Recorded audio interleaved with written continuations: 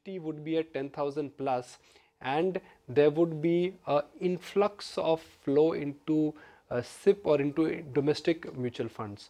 So what has been the differentiating factor for 2017, and will this bull market extend itself into 2018 as well? So to discuss all that and talk about some stock ideas as well as new themes for 2018, I have with me Nilesh Shah of Envision Capital. Nilesh, fantastic to have you back and thank you for joining us.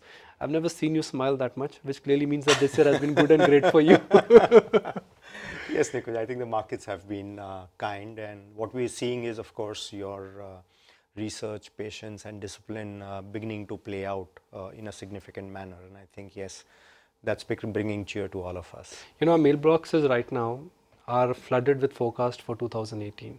Now, the common theme is that everyone is bullish for 2018. The general view is that we should expect double-digit gains for 2018.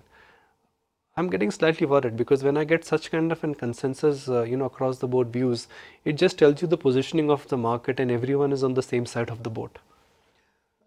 Yes, it's quite possible. I think there's a broad consensus that 2018 is likely to be a better year. But I think probably one should now kind of at this stage probably get in with maybe more like a 2-year kind of a perspective. And I think the positivity or the optimism should, I think, extend well beyond 2018. And I think there could be multiple reasons for that. Clearly, A is, of course, the positives of some of the structural reforms should play out over 2018, 2019, be it GST or demonetization. Second is we believe that this will translate into earnings growth. So India, which in a way, corporate India, which has been in a way plagued by single-digit earnings growth for the last so many years, could very well step into a double-digit earnings growth.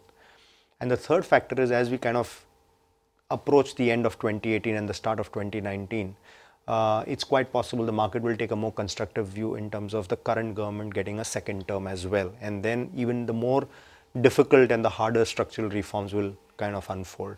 So it's quite possible that not just the next 12 months, but I think 2018 and even beyond that 2019 look to be pretty good years for equity markets in India. So we should have high return expectations. We should not have low return expectations. I probably think that the return expectations can broadly still be in north of 15%. Obviously, of course, what has happened over the last 3 or 5 years has been fantastic.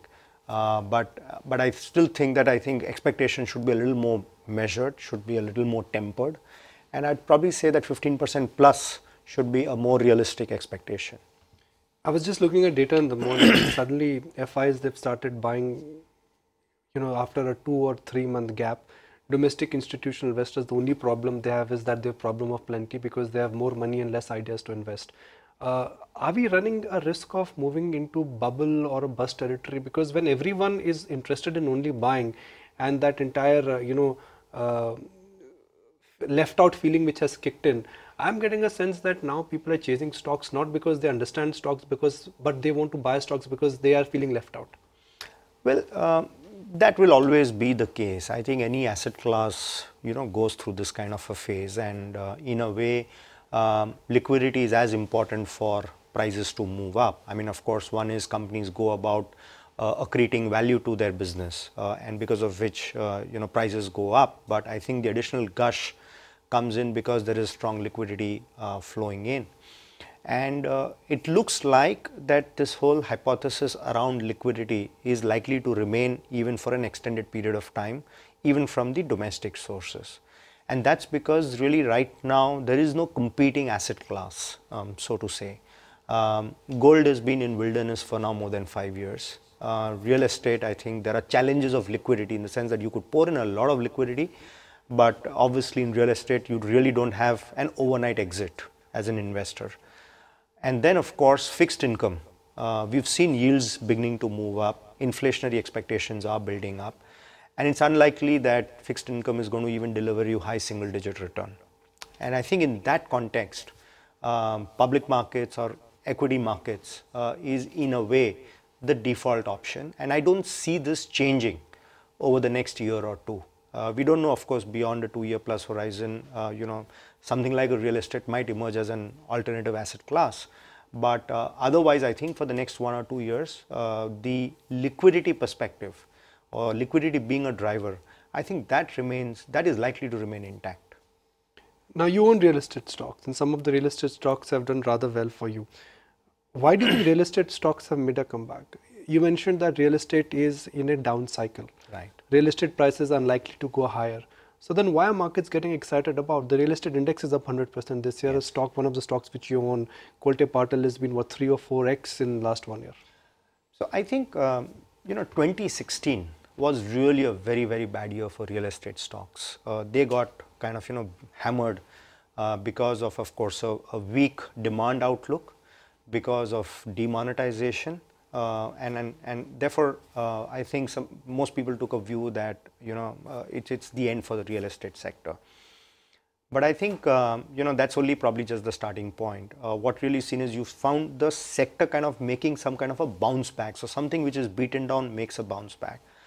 On top of that, some of these things, which is demonetization, or be it to some extent GST, but most important of all, RERA coming in.